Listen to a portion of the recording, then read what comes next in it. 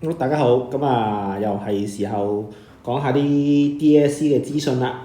今屆 DSE 2026咧，一如既往有啲特別嘅嘢嘅。基本上其實屆屆都有啲可能之前冇見過嘅位啊，成嘅，或者係啲出發啊成。今日有啲咩特別嘢咧？首先第一樣嘢就係、終於喺新 service 底下，第一次叫你去畫嗰啲 purchase journal、return hours journal。咁往年係冇叫你畫過呢啲 book 出嚟嘅，因為最多都只會係問你嗰啲 transaction 入落邊本 book。一路以嚟嘅角度都係應該都係偏簡單，所以其實正常就唔會預 DSE 會咁問。但係今年就真係第一次出咗啦。而且都問咗啲 ledger 相關嘅資訊嘅，例如佢問你嗰個return hours 個 account 喺邊個 ledger 度啦咁樣。呢啲都係一啲 book ledger 嘅認知。由於而家都終於 cash book 同 general journal 以外都會出其他 book 啦，咁可能平均2-3年會喺 section A 啲短題目度出一次，所以都要去準備下。唔排除有唔少學生因為覺得實唔出而冇温好個格式啊、成嗰啲嘢咧，就導致到表現麻麻地嘅，絕對唔奇嘅。呢個就係一個今年其中一個特別啲嘅位啦。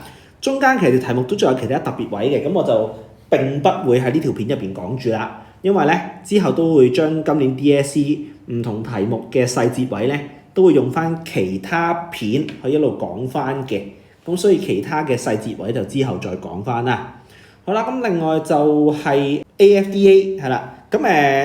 我考試之前都同我自己啲學生講，上年雖然第一次出咗 specific allowance， 但係咧由於表現麻麻地，咁就都好大機會會即刻再翻兜。咁就一如我所料咧，就真係即刻再翻兜咗個 specific allowance。都同佢哋講嘅時候都講咗嗰個留意嘅位㗎啦。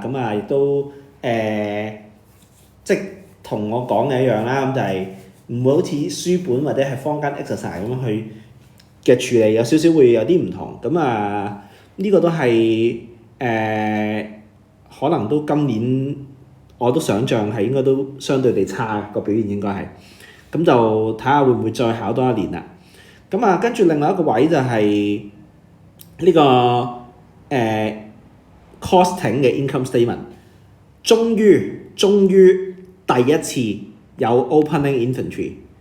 之前考過咁多年都冇 opening inventory 嘅。同埋咧我都同啲學生講啦，就係嗰個今年大機會考 marginal 啦，但係會有機會擸埋 absorption 嘅認知。OK， 咁一樣啦。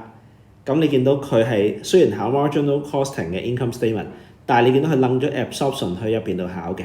OK， 一樣啦。喺考試之前都同嗰啲學生講咗一個情況。亦都因為 DSE 一路都冇出現過 opening inventory 擸落去考嘅，我都自己都將一啲有 opening inventory 嘅題目，可能或者改咗啲 DSE 題目俾啲學生做，就一早就已經預備咗，如果有 opening inventory 要點處理㗎啦。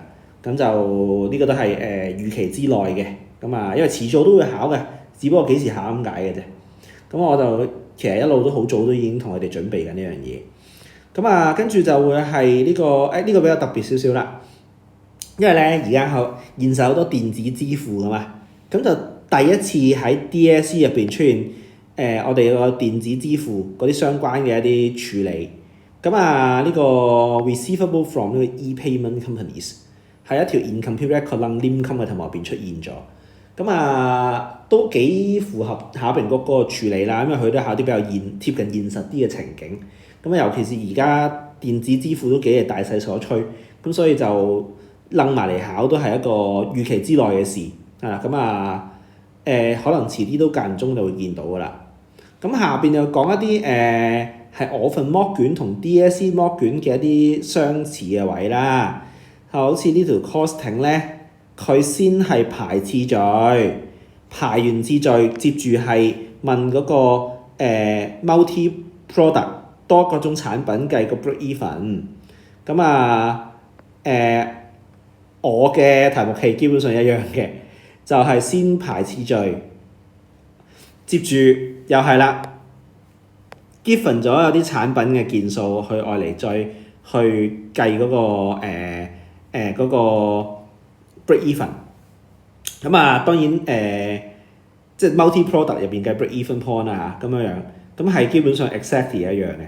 咁啊，另外就係嗰個 cost partnership 入邊一啲之前年度嘅 error 楞咗落去要改個 profit， 即係改翻上年錯嗰個數。咁我都係一樣，有啲之前年度嘅 error 楞咗落去。要你識得處理嗰個之前年度如果有嘢錯點算咧？改啲咩 data 咧咁樣？咁我啲學生都已經做過相關題目啦，因為我嘅 mock 卷正就係咁考。咁連個 long interest 掟落去都咁啱得件橋係一樣嘅。咁啊，當然呢個就好彩啫，咁亦都唔係話好重點嘅，即係總之掟 error 落去考咯。咁但係掟埋上年嘅 error 就呢個就真係我啲學生都喺個 mock 卷嗰度都做過啦，咁樣樣。咁啊，當然我從來都唔會覺得咩貼中啊成嗰啲嘢嘅，因為講真，每年嘅考核內容咧，講真都幾容易去預測到，或者係有啲好大路嘅一定考嘅。只不過佢個玩法點玩，或者係其實更加重要嘅係咩咧？就係你點樣去應對，因為佢玩嘅嘢就其實都係咁噶啦，只不過表達方法會唔同。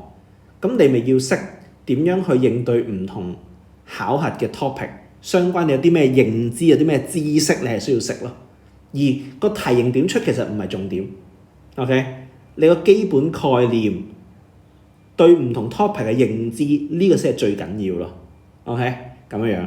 咁啊，順便做下宣傳啦。咁因為深馬都嚟緊啦，咁我嘅不嬲都係升中六嗰個學生係緊要啲嘅，即係佢哋個深馬我覺得係好緊要嘅，因為準備 DSE。咁啊嚟緊深馬一樣啦，咁就會喺6月尾至到8月尾中間呢2個月就會入邊就搞啦。咁啊今年都係有2個 plan 嘅，10堂暑假升中六係，咁就 plan A。咁啊講解唔同 topic 嘅細節 ，plan R 就會係俾一啲弱少少學生想打返個底嘅，咁我會有幾堂係打底嘅堂嚟嘅。咁另外就會包咗一份pre-mock 啦，咁啊暑假之後講解，咁亦都有唔同嘅 discount 優惠，咁相關嘅資訊咧都會喺 IG 嗰度有噶啦。